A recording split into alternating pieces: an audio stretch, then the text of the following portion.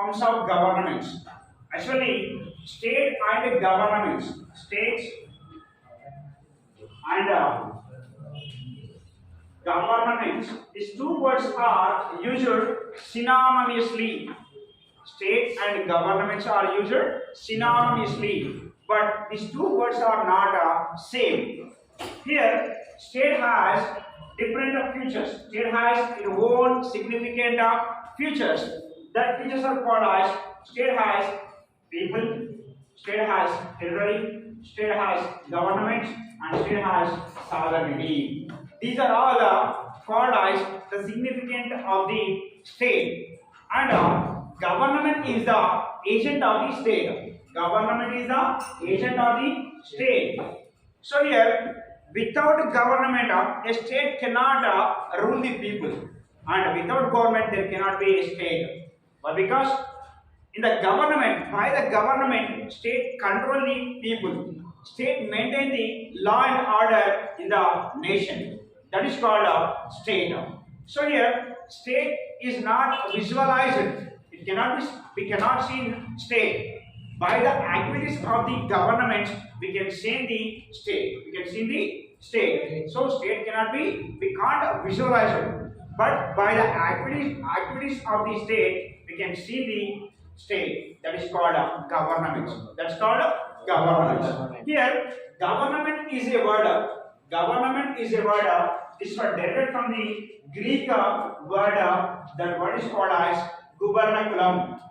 In our Greek language, gubernaculum means to steer with a rubber. Steer with a rubber. And the same way, one of the political philosophy, Greek political philosophy, Plato said, government is the ship of the state. It means without ship, the state cannot run the nation. In the same way, in the ocean, the ship is there. By the ship, we can move the on sea. Right on. Without ship, we can't move the on sea. Right on. In the same way, without the government, we can't run the state according to Plato. And Aristotle is a great Greek political philosopher, and he is the father of the political science. Why he was called as the father of political science? Why? Because he was classified the government in a systematical manner.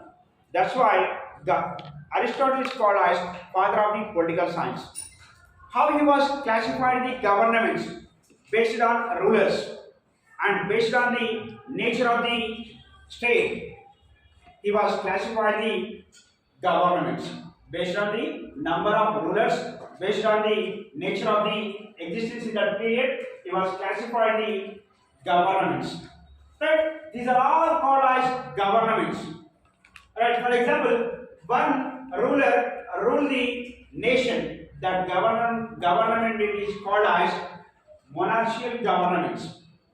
Okay, now monarchical governments, and that is called tyranny governments. So who are ruling one person? Who are ruling nation one person? That person is called as king. Okay, now if maybe that person ruled in a self manner, that person ruled in a self manner, that is called tyranny. If you want to rule the according to the people wishes, that is called as monarchical governments. Monarchical governments. And according to Aristotle classifications, when few members are ruled, that is called aristocracy. That is called oligarchy, and that is called as wealthy people. It means some members are ruling nation. Some members are ruled in nation. But when they are ruled in self manner, that is called aristocracy. It means క్రూరమైనటువంటి పరిపాలన, అల్పజన పాలన అని అర్థం. And when they are ruled according to the people wishes, that is called oligarchy. Next one, third one, the many members they are ruled in nation. That government is called as polity. That government is called as democracy. That government ruled by poor people. Understand?